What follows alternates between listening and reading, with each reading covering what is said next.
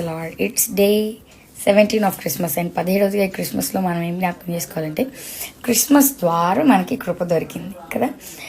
పాత నిబంధన కాలం అంటే ఏసే పుట్టుకకు ముందు మనం జ్ఞాపకం చేసుకున్నట్లయితే ధర్మశాస్త్రాన్ని పాటించే వాళ్ళందరూ ధర్మశాస్త్రం ఏం చెప్పింది, కంటికి కన్ను పంటికి పన్ను కదా.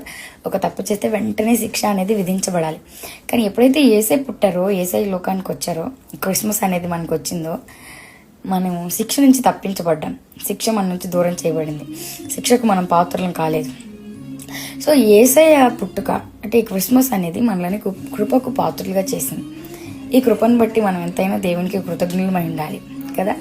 ఈ పాపలోకంలో మనం బ్రతుకుతున్నప్పుడు మనం ఇంకా సర్వైవ్ అవుతున్నామంటే, ఇంకా దేవుని ఉగ్రతకు మనం గురవుకుని ఉన్నామంటే మన పైన దేవుని కృప ఎంత ఉందో. అందుకే మనందరూ కృపాకాలంలో ఉన్నాం అని చాలా గొప్ప దైవజనం చెప్తారు. We live in a grace period అనమాట. కనుక ఈ శిక్ష నుంచి మనల్ని తప్పించడానికి, కృపకు పాత్రలుగా చేయడానికి